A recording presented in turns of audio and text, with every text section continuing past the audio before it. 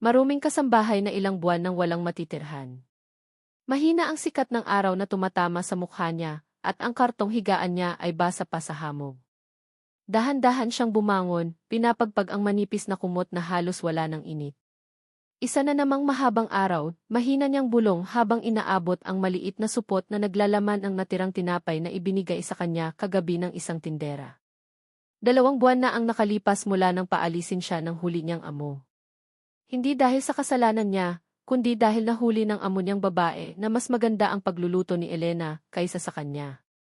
Selos, inggit, at galit na walang dahilan. Isang gabi, walang pasabi, itinapon siya sa labas kasama ang kaunting damit at sweldong hindi pa binibigay. Simula noon, ang tulay ang naging tahanan niya. Habang naglalakad siya papuntang palengke, nadarama niya ang panghihina. Pero sanay na si Elena, ang pakiramdam ng sikmura na walang laman, ang mga taong tinitingnan siya mula ulo hanggang paa, ang mga batang tumatawa sa dumi ng kanyang damit. Pero kahit ganoon, mabait pa rin siya. Palangiti. At may pusong hindi marunong magalit. Pagdating niya sa palengke, lumapit siya kay Aling Rosa. Pwede po bang maglako ng gulay para sa inyo? Magalang niyang tanong. Elena anak, mukhang pagod ka na naman. Sige, pero konti lang ha, mahina ang benta ngayon. Tama lang po. Kahit pang almusal lang di. Kinuha niya ang bayong at nagsimulang maglako. Preskong gulay po mura lang di. Pero kakaunti lang ang bumili. Sanay na rin siya. Ganito halos araw-araw. Pagdating ng hapon, dumiretso siya sa isang lumang fast food restaurant. Hindi pambili kundi para lang umupo at magpahinga sa gilid. Doon niya nakikita minsan ang mga taong may kaya, malilinis ang damit, matataas magsalita, pero hindi naman masaya ang tingin. Habang nakaupo, may dumating na isang itim na tsi. Bago, makintab at halatang mamahalin. Bumaba mula rito ang isang lalaking nakasuot ng simpleng t-shirt, jogger pants, at malaking kwintas. Matangkad, matikas, at malayo ang itsura sa mga formal businessmen. Nang tumingin siya, naisip niya. Parang hindi siya yayamanin parang gangster. Pero hindi niya alam, ito ang kilalang islang bilyonaryo ng Maynila, si Marcos Verano. Mas kilala sa mga balita bilang misteryosong mayaman. Walang arte. Walang bodyguard. Palaging naka-streetwear. At nagbibigay ng malaking pera sa mga charity nang hindi nagpapakilala. Pero para kay Elena, isa lang siyang estranghero. Pumasok si Marcos sa loob ng fast food, pero napatingin siya kay Elena sa gilid. Pinagmasdan niya ito, payat, marumi at halatang pagod. Miss, kumain ka na ba? Casual niyang tanong, parang barkada lang kausap. Nagulat si Elena, hindi makasagot. Ay opo hindi po. Ayos lang po ako. Hindi naniniwala si Marcos. Halika. Bilhan kita ng pagkain. Umiling si Elena. Hindi po kailangan nakakahiya po. Pero hinila siya ng lalaki, hindi marahas, kundi parang may awa. Sa itsura mo palang gutom ka. Huwag ka nang maarte. Ang tono niya ay slang, brusko, pero hindi bastos. Pagpasok nila, lahat ng tao napatingin, isang bilyonaryo kasama ang babaeng mukhang pulubi. Pero hindi iyon inintindi ni Marcos. Umorder siya ng sobrang dami, chicken meal, fries, burger, drinks. Sir, sobra naman po Todi. Kumain ka lang. Mamaya mo na ako pasalamatan. Habang kumakain si Elena, tahimik lang si Marcos, nakatitig sa kanya. Anong pangalan mo? Ese. Elena po. Ako si Marcos. Pasensya na po kung naaabala. Hindi. Minsan lang ako makakakita ng taong nagugutom pero marunong pa ring ngumiti. At doon nagsimula ang hindi inaasahang koneksyon. Sa unang pagkakataon matapos ang matagal na panahon, may tumingin muli kay Elena bilang tao, hindi bilang basura. Pagkatapos nilang kumain, naglakad na palabas si Elena at Marcos. Punang kaba ang dibdib ng dalaga, hindi niya alam kung bakit siya tinutulungan ng lalaking ito. Sa dami ng taong dumadaan lang sa kanya, bakit siya pa? Paglabas nila ng fast food, humarap sa kanya si Marcos. Teka, saan ka uwi? Tanong niya. Napayuko si Elena. Ayaw niyang sabihin. Sa may tulay lang po. Anong tulay? Yung malapit sa ilog. Doon po ako natutulog. Nanlaki ang mata ni Marcos. Ha? Doon. Sa malamig. Sa madumi. Tumango siya, mahinhin. Wala na po kasi akong trabaho kaya kahit saan na lang. Hindi alam ni Elena, habang nagsasalita siya, unti-unting nag-iiba ang ekspresyon ni Marcos, mula sa pagiging masayahin, naging seryoso, matigas, at parang may galit sa mundo. Galit hindi kay Elena, kundi sa katotohanang may taong tulad niya na napipilitang mabuhay sa ganoong hirap. Sumama ka sa akin, biglang sabi ni Marcos. Ay hindi po. Hindi pwede, mabilis na sagot ni Elena. Alam niya ang kwento ng mga babaeng niloloko. Alam niya ang panganib. Alam niya ang tingin ng mundo sa mga mahihirap na babae. Pero tumingin si Marcos ng diretso sa mata niya. Hindi kita kukunin para sa masama. May puso pa ko, Elena. Tahimik ang dalaga. Hindi niya alam kung bakit, pero ramdam niya, totoo ang boses nito. Basta sumama ka lang. Delikado sa tulay. Gabing-gabi na.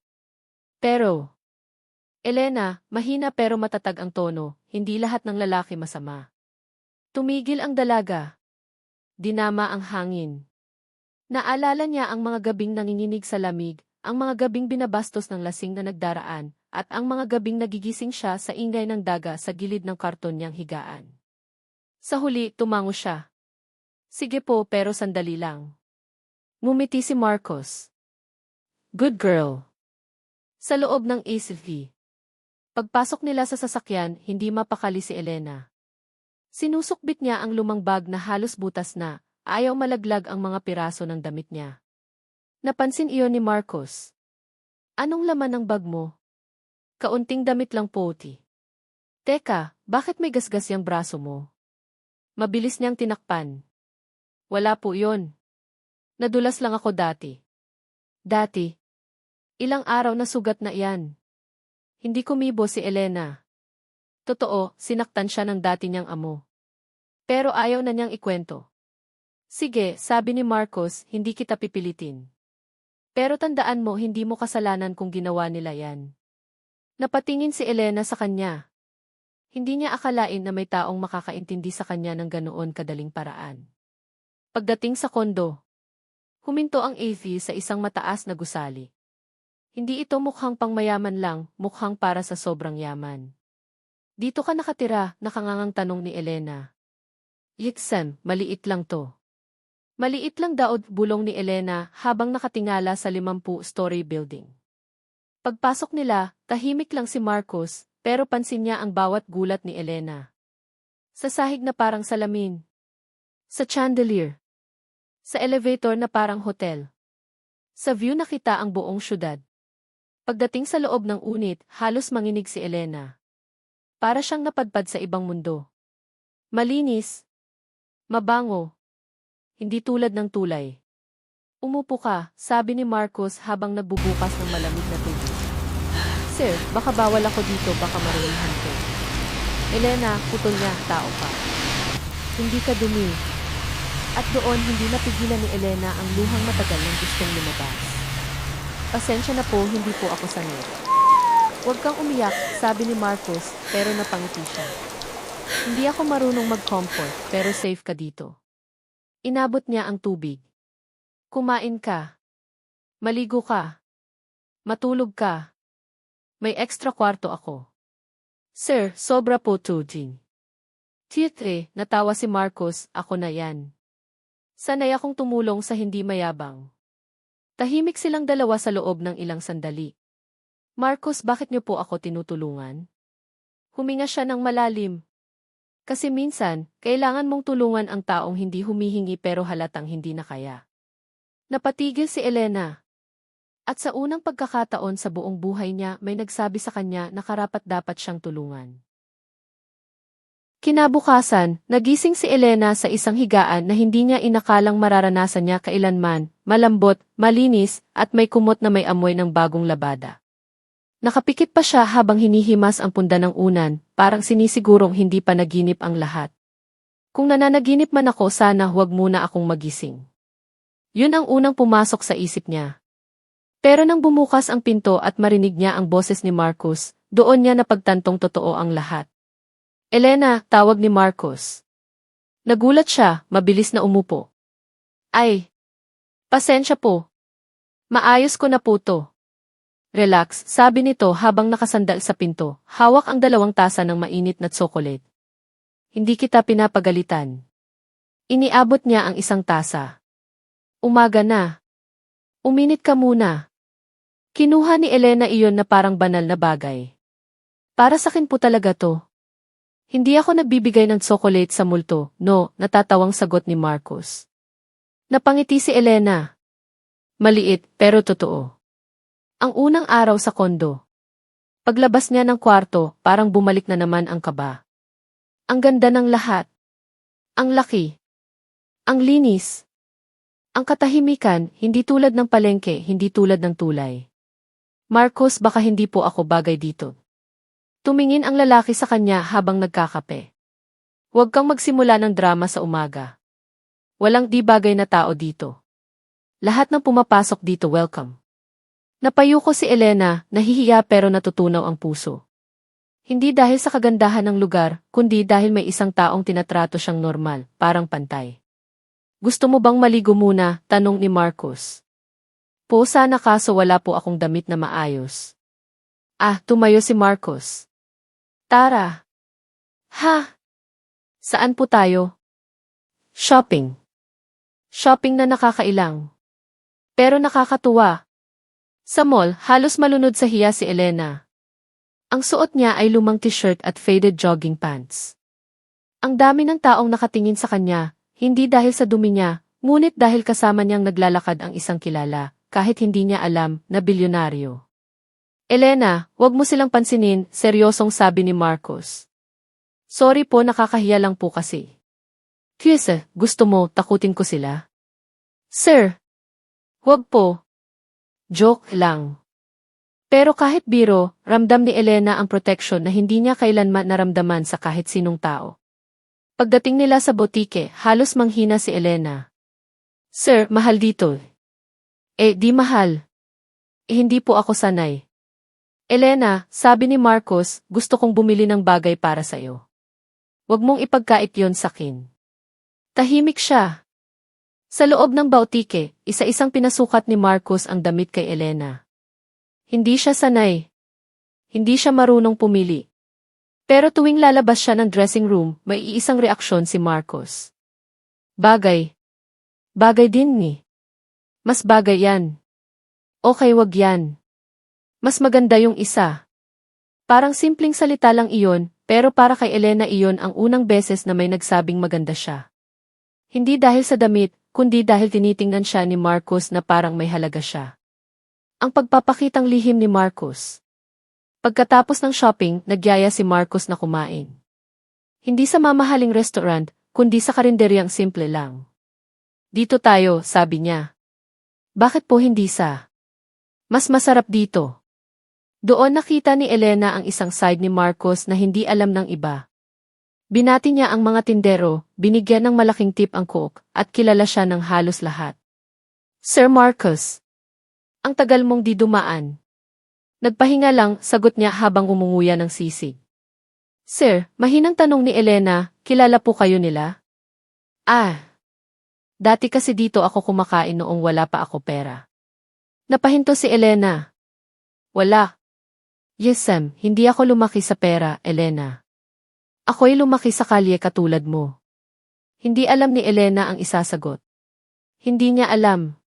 Hindi niya inakala na ang lalaking nasa harap niya, mayaman, matapang, kilala, ay galing din sa hirap. Paano kayo yumaman? Long story, sagot niya. Kwento niyo po, T. Balang araw. Pero hindi ngayon. Ngumiti si Elena. Pero may malalim siyang napansin. Sa bawat tanong tungkol sa nakaraan, may lungkot sa mata ni Marcos. May bigat. May lihim. Ang unang gabi ng totoong kapayapaan. Pag-uwi nila, pagod na pagod si Elena pero masaya.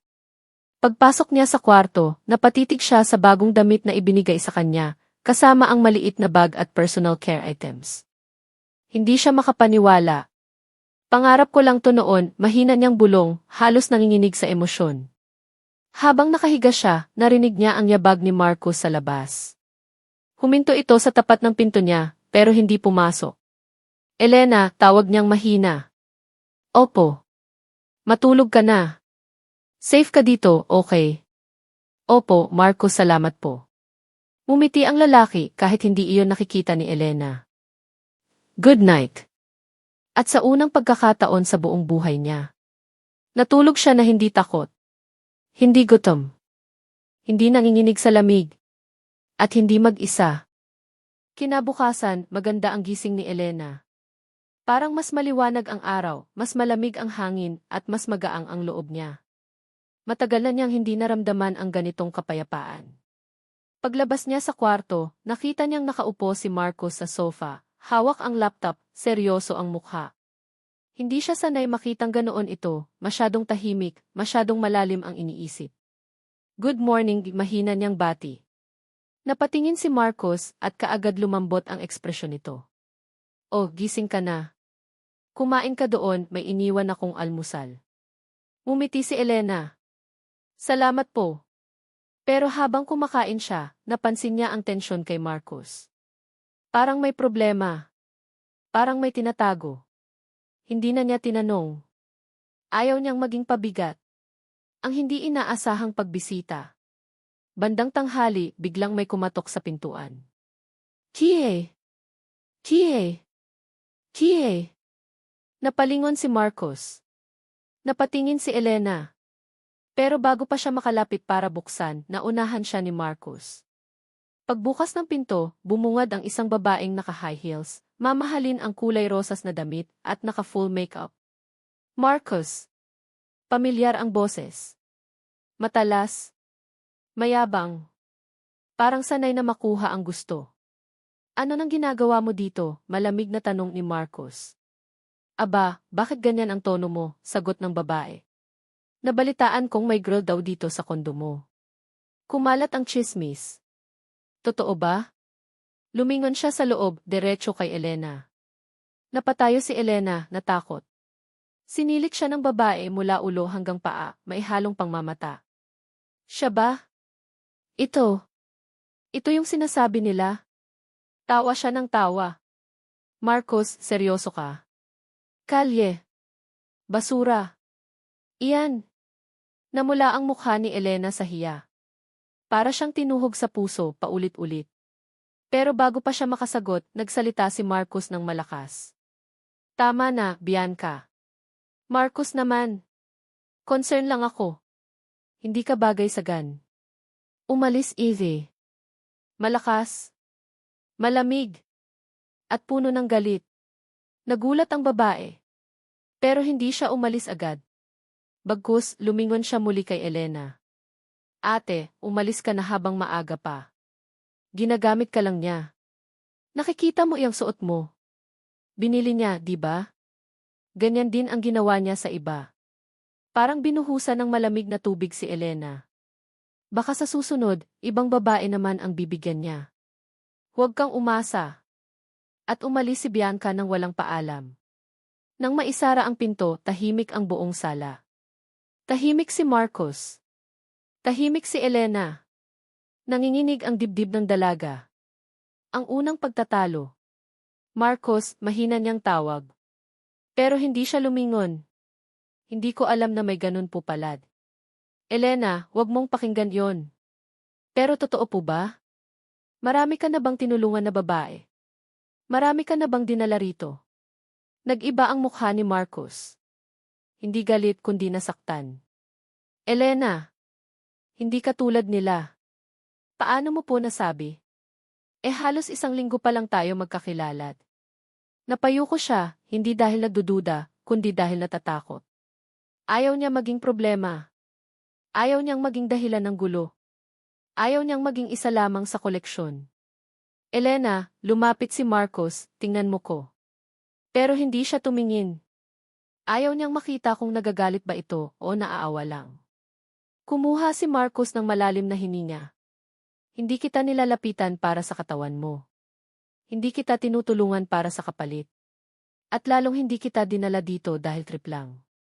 Pero hindi pa rin kumikibo si Elena.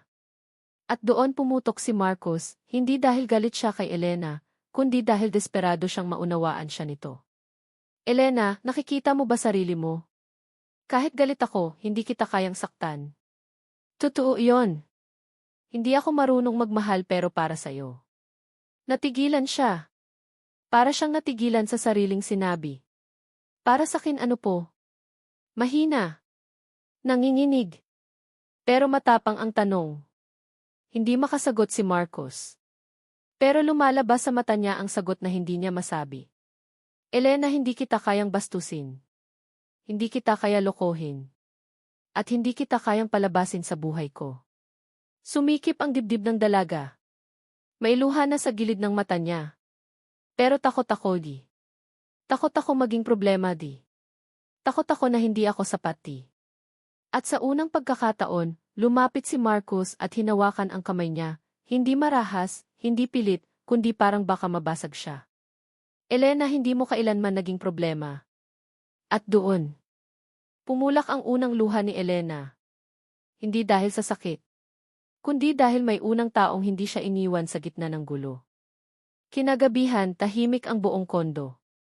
Tahimik pero mabigat, lalo kay Elena. Nakaupo siya sa gilid ng kama, nakayakap sa unan, iniisip ang lahat. Ang babaeng dumating. Ang mga sinabi nito. Ang pag-aaway nila ni Marcos. At ang salitang, hindi kita kayang palabasin sa buhay ko. Hindi niya alam kung anong dapat paniwalaan. Hindi niya alam kung bakit masakit. At hindi niya alam kung bakit sobrang bigat kapag si Marcos ang may kinalaman. Talk. Talk. Talk. May kumatok sa pinto. Elena, pwede ba kitang kausapin? Boses iyon ni Marcos. Hindi galit. Hindi pilit. Parang may bitbit na sugat. Binuksan ni Elena ang pinto. Nakatayo si Marcos, naka-hoodie, medyo magulo ang buhok at parang hindi mapakali. Pwede ba tayong maglakad saglit? Tanong niya. Tumango ang dalaga. Ang pag-amin na matagal nang nakatago. Lumabas sila sa rooftop ng building, isang lugar na hindi pa nakikita ni Elena. Kita ang buong syudad, ang mga ilaw, at ang hangin na malamig pero masarap sa pakiramdam. Elena D. Napabuntong hininga si Marcos. Pasensya na kung nadamay ka sa gulo. Pasensya na kung nasaktan ka. Umiling ang dalaga. Hindi ko po kayo sinisisi. Natakot lang po ako. Alam ko, sagot ni Marcos. Pero may kailangan kang malaman. Nilingon siya ni Elena. Huminga ng malalim si Marcos bago nagsalita. Elena, totoo na marami akong natulungan noon. Pero hindi dahil gusto kong maghanap ng babae. Kundi dahil dati bago ako yumaman walang tumulong sakin. Kahit sino. Napatigil si Elena. Literal na sa kalye ako lumaki pagpapatuloy ni Marcos. Yung tulay na tinutulugan mo doon ako tumira dati. Doon ako natulog. Doon ako nasaktan. Naranasan ko lahat ng hirap. Lumaki ang mata ni Elena. Hindi niya inakalang pareho pala sila ng pinagdaanan. Kaya noong nakita kita, ngumiti si Marcos, malungkot pero totoo. Parang nakita ko yung sarili ko. Yung ako noong walang-wala pa. Hindi nagsalita si Elena.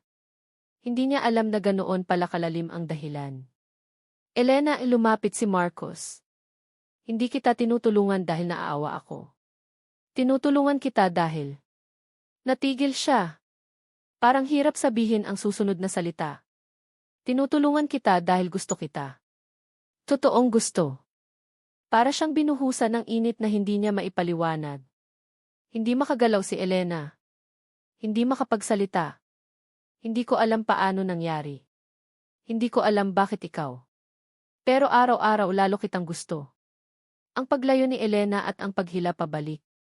Marcos, nanginginig na boses ni Elena, bakit ako? Ang dami namang babae dyan na mas mayaman, mas maganda, mas. Hindi ko sila gusto. Malinaw. Diretso. Walang pag-aalinlangan. Pero hindi ako bagay sa mundo mo, sagot ni Elena, humahakbang paatras. Hindi ako marunong umarte. Hindi ako marunong kumilos. Hindi ako marunong. Hinawakan ni Marcus ang kamay niya, isang hawak na puno ng katiyakan. Elena, hindi kita gusto para baguhin ka. Gusto kita kasi ikaw yan. Yung kabaitan mo. Yung tapang mo. Yung puso mo na kahit sugatan marunong pa ring magmahal. Napaluha si Elena. Pero paano kung hindi ako magtagal? Paano kung hindi ko kayanin? Kakayanin mo, sagot ni Marcus. At kung hindi mo kaya akuin ko. Hindi ka na mag-isa. At doon hindi na napigilan ni Elena ang sariling luha. Tumulo ang isa. Sumunod pa ang pangalawa. Hanggang sa humagulgol siya sa dibdib ni Marcus. At mahigpit siyang niyakap ng lalaki. Hindi para pag-angkinan. Kundi para protektahan. Ang proposal na hindi enggrande pero tunay. Pagkatapos ng ilang minuto, humiwalay si Marcus at tumayo sa harap niya. Pero hindi inakala ni Elena ang susunod. Dahan-dahan siyang lumuhod. Marcus, ano nang ginagawa mo? Kinabahan si Elena. Hindi niya alam kung iiyak ba siya o tatakbo. Elena D. Kinuha ni Marcus ang maliit na singsing na nakatago sa bulsa ng hoodie niya. Simple lang. Walang mamahaling bato. Pero kumikislap sa ilaw ng syudad. Hindi ako magaling sa salita. Hindi rin ako perpekto, Lee. Pero kung may isang taong gusto kong mahalin, protektahan at kasama habang buhay, Lee. Tumingin siya diretso sa mata ni Elena. Ikaw yon. Nanigas si Elena. Hindi siya makahinga. Hindi makapagsalita. Ang daming lalaking dumaan sa buhay niya, pero ngayon lang may nagtanong sa kanya, hindi bilang utusan, hindi bilang kawawa kundi bilang babae. Elena D. Kumalma ang boses ni Marcus. Papakasalan mo ba ako? Tumulo ang luha ni Elena. Pero ngayon hindi ito luha ng sakit. Hindi luha ng hirap. Hindi luha ng takot. Ito ang luha ng babaeng unang beses tinrato bilang mahalaga. Tumango siya. Dahan-dahan. Mahina. Pero totoo. Marcus. At sa ilalim ng ilaw ng syudad. Sa pagitan ng hangin at katahimikan. Nagyakap ang isang dating kasambahay at isang slang bilyonaryo. At doon nagsimula ang bagong buhay. Isang buhay na hindi nakabase sa yaman. Kundi sa pag-ibig na natagpuan nila sa pinakawalang pag-asang lugar. At doon nagwakas ang kwento ng isang babaeng natulog sa kalye. Na ngayon ay natutulog sa puso ng lalaking minahal siya ng totoo.